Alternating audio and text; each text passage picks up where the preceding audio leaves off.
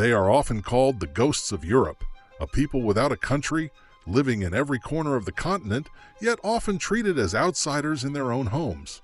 We call them Gypsies, but their real name is the Roma.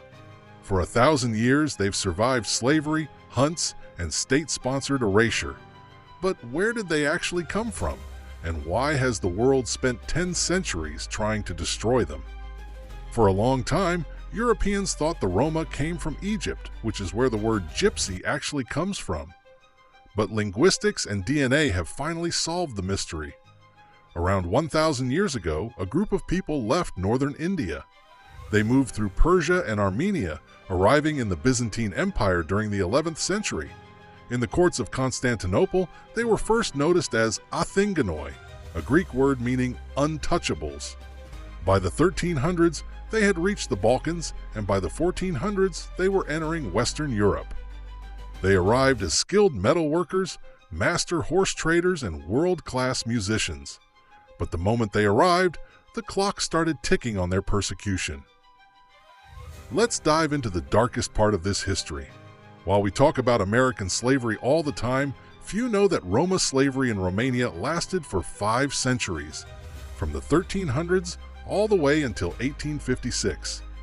When the Roma arrived in the principalities of Wallachia and Moldavia, they weren't seen as refugees or even as people. They were seen as property. They were divided into 3 categories: slaves of the prince, slaves of the monasteries, and slaves of the nobility. They weren't just serfs tied to land, they were chattel slaves. They were bought, sold, and traded like cattle in open-air markets in the middle of Bucharest and Iași. Court records from the time show just how dehumanizing this was. In 1600, a Roma man fit for work was worth exactly the same as a healthy horse. By 1814, records show a monastery sold a single Roma man for the price of 4 buffalo. The cruelty was institutional. If a Roma slave married a free person, their children automatically became slaves. They were often forced to wear iron collars with spikes to prevent them from running away. Even the church, the monasteries, were some of the biggest slave owners, using Roma labor to build their cathedrals and work their fields. In Romania, for hundreds of years, the word for slave and the word for gypsy were effectively the same thing. But what about the other great power of the time? The Ottoman Empire. Here, the story was different, but still built on exclusion. The Ottomans were obsessed with 2 things: religion and taxes. Usually in the empire, Muslims paid one rate and Christians paid a higher tax. But the Roma were a special case. Even if a Roma person converted to Islam, the Ottoman state often still forced them to pay the higher Christian tax rate. They were placed in a twilight zone, not fully accepted as true Muslims and not treated as standard Christians.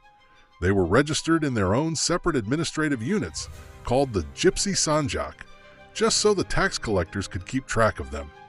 They weren't slaves like in Romania, but they were eternal foreigners, milked for revenue by the Sultan. But in Western Europe, the oppression was even more direct and violent. In the Holy Roman Empire, gypsy hunts were a real thing. It was legally permitted to shoot a Roma person on sight, similar to hunting game. In 1726, Emperor Charles VI ordered that any Roma man found in the empire should be executed, while women and children should have their ears cut off and be whipped across the border. In England and Denmark, being an Egyptian was a capital crime. You could be hanged just for existing. Spain attempted one of the most coordinated strikes in history. In 1749, King Ferdinand VI authorized the Great Gypsy Roundup. In a single night, the Spanish army arrested nearly 10,000 Roma people across the country. Families were brutally separated.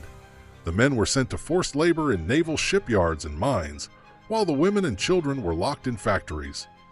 The goal was simple and horrific, to separate the sexes so the Roma would stop reproducing and eventually die out within a generation.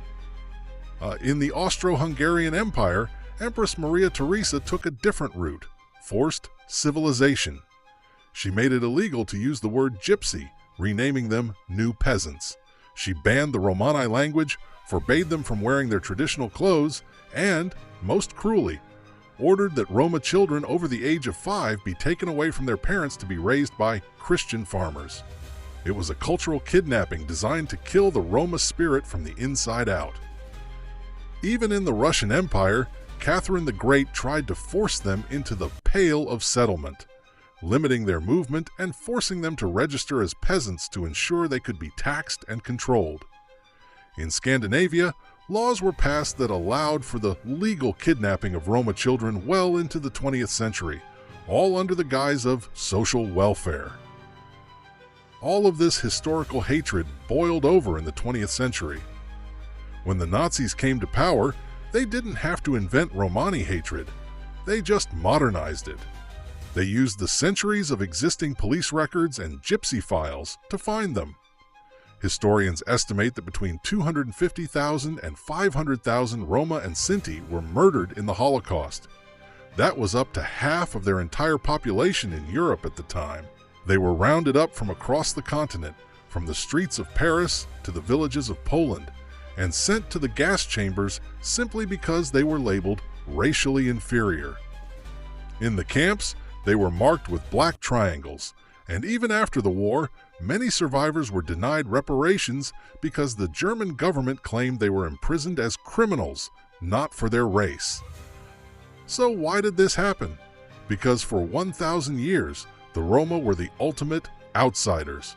They had no army to defend them, no king to negotiate for them, and no country to retreat to. They were the easy target for every empire's frustrations. They were the blacksmiths who made the weapons, the musicians who played the songs, and the laborers who built the cathedrals. Yet they were never allowed to belong to the societies they helped build. They were accused of being spies for the Turks when they were in the West, and spies for the West when they were in the East. The fact that the Romani language and culture still exist today isn't a miracle. It's an act of defiance. They survived the spikes of Romania, the hunts of Germany, the factories of Spain, and the camps of the Nazis. They are a people who have been refined by fire.